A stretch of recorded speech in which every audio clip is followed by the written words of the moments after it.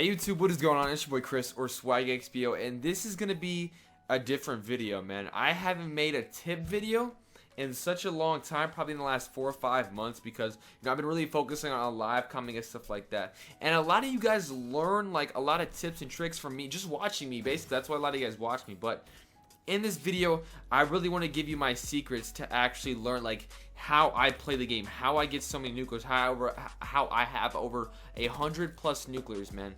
I'm gonna give you guys these tips. They're not normal. I really thought about these. I have these written right in front of me on my iPhone and stuff like that. So if this video does really well, it gets a lot of support, a lot of feedback, you guys understand what I'm telling you, and it gets a lot of likes, I will do a video where I give my 10 best nuclear class setups for you guys, because it's getting ridiculous how many tips I get on a daily basis, like questions about different stuff, like why I do this, why I do that. It's getting out of hand, man. So in the gameplay in the background, you guys are gonna see is a 6-3-0 TDM nuclear. It's really cool, and then I'll probably have extra gameplay if the video gets pretty long, because these are really in depth. I want to make you guys better Call of Duty players, enjoy the game and stuff like that. And I'm sure a lot of you guys are interested in this video. You click on it, you want to see, you want to hear tips you haven't heard yet. You know, you hear I had the best class setup, hard aim around corners, all that type of stuff. So I really want to give you guys just what my thought process is. I haven't done one of these in a while, so I feel like as the game went on in Black Ops 3, I learned a lot of things for myself, especially with the movement and stuff like that. So let's go ahead and get right to the tips, boys. The very first one, mastering the movement is critical. I cannot tell you, bro, the difference between a person who has really good movement is up here compared to down here. If you have terrible movement, you will not be successful at all in any gunfights or any game just consistently, because you have to know, me personally, when I see a guy jump in the air over me, I try to slide under him. When I'm coming around a corner, I like to jump off a wall run, then jump off right away, so I have an advantage over him. People don't expect, like, these veteran Call of Duty players don't expect these type of movements, and if you can master it, if you can get it down to a science, you can really help yourself. Because I'm telling you, bro, I've played against kids in wager matches and stuff like that who aren't good because they don't know how to move on the map. They don't know how to like smoothly, super slide off of like a ledge or something like that. That's something that people like it separates the good players from the great players. Like it's so crazy how important movement is. So what I did in the beginning of the game is I went into a private match. I learned how to G slide. I learned how to super slide. All these different type of movements, man. You don't want to slide, jump, and have afterburn and be able to slide again. It's just all those type of different things are so critical, man. And then number 2 is awareness. Not just map awareness, but just awareness of an entire game, what's going on, man. So what I mean by this, what I like to do is I like to look on the minimap, and I like to see what lanes are open on the minimap. If I know my team's on one side, I know that my teammate has that lane covered. Not necessarily he has it on lockdown, because if he dies, I automatically know there's a guy there. So that helps me a lot. And then what I like to do is if I see a lane, open, I try to put myself where I can cover multiple lanes. So I try to put myself in a head glitch where I can see everything in front of me, and it just makes it that much easier. I let the enemies come to me. And also I like to have make sure the enemies are always in front of me, like always in front of me, never flanking me from behind. So like what I like to do there is just position myself on the map, make sure I check a lot of lanes, man. When I'm going through the map, I really do check a lot of spots, see if anyone got away, because I always catch that 1 or 2 guys who I've ghost and like get in my spawn. So those are very, very critical, man. When you can really lock down a map and make the enemies always in front of you, it's so helpful, man. And then what I have here is teammates positioning, knowing when to move with your team, and then stay away from that. Now, what I mean by this is knowing when to move with your team. If you're getting slaughtered, you don't want to go by yourself, because you'll just get picked off like one by one. You want to go in a group, so that way your teammate dies, you can trade the kills. It's all about trading kills, man. In a game of Call of Duty, your teammate dies, you trade that kill. You die, they trade that kill. It's all about, especially in domination and stuff like that. Besides TDM, like with objective game modes, you really just want to keep trading kills. And then like later on, you'll be able to flank, or you'll get through their spawn, and you'll be able to just like come behind them and stuff like that. Those are really, really key tips, man. And then now what I want to talk about is gunfights specifically. Now what I like to do is the number 1 golden rule for me, like when I'm playing Call of Duty, is to never get caught sprinting. That is the worst thing that can happen, because you don't give yourself a position, like a way to win the gunfight. There's no possible way you're gonna win the gunfight if you're caught off sprinting. Now what I mean by this is you go around a corner, you're just mindlessly like a chicken with its head cut off. You're mindlessly walking around the corner without hard aiming with that L trigger. You're literally just walking around, and if a guy is sitting there pre-aiming, you're screwed no matter what. Now, I'm not saying if you're hard aiming around a corner and a guy's camping there, you're going to win the gunfight, but you definitely give yourself an exponential amount of, like, a different chance, like a way better chance than you would have with sprinting. So that's one of the things with the key gunfights.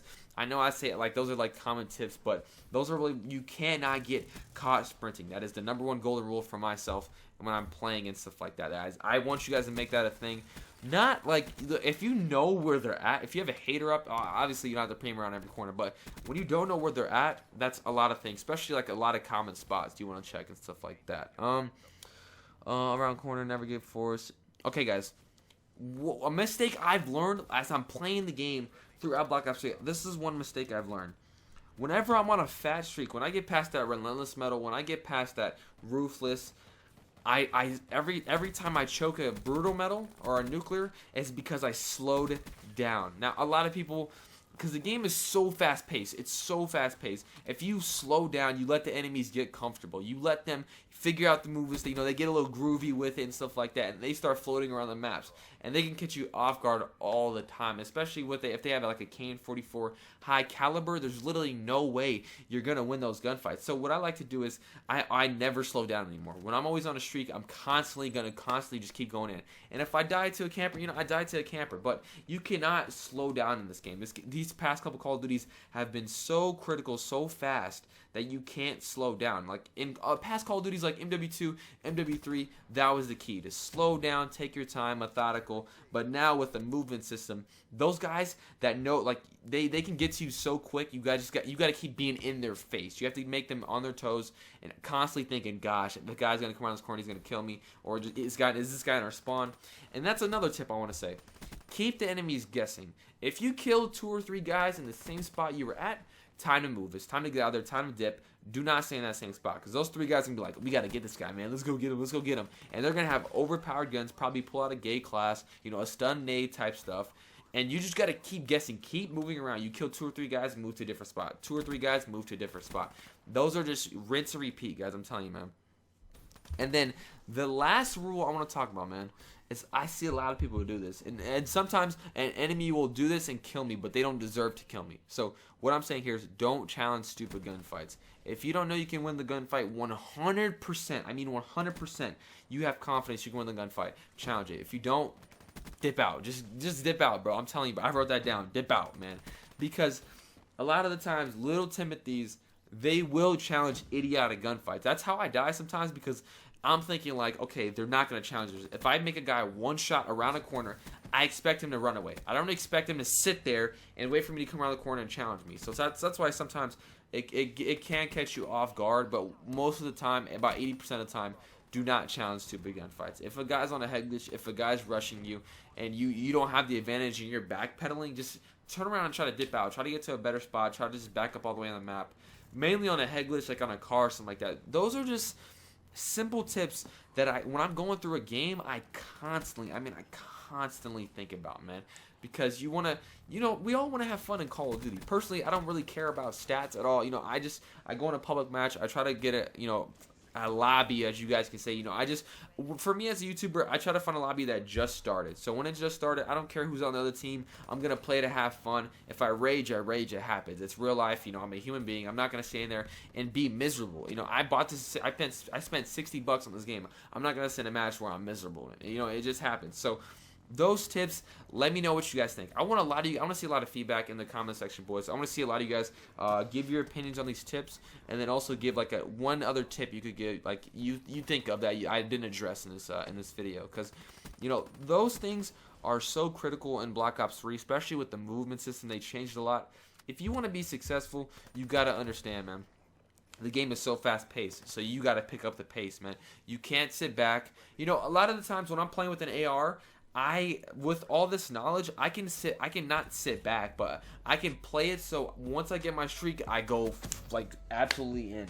But when I'm playing with an AR, I'm not sitting back, but I'm putting myself in the middle of the map, So they're rushing me from their spawn, and I'm just picking them off, man. I don't have the most rushing mentality, but I definitely have that aggressive mentality where I always want to go get them 100%. And if they're playing weird, I'm gonna sit back and let them come to me, because there's no way someone's gonna sit back like that. And if I do, I flank them and stuff like that. So let me know if did you guys help you. I'm sure you guys enjoyed that background gameplay. It was pretty crazy. Then I had some hardcore gameplay and stuff like that. But let me know what you guys think. And if this video gets it does pretty well, I have a special video tonight with the GGHD. I'm not gonna spoil it.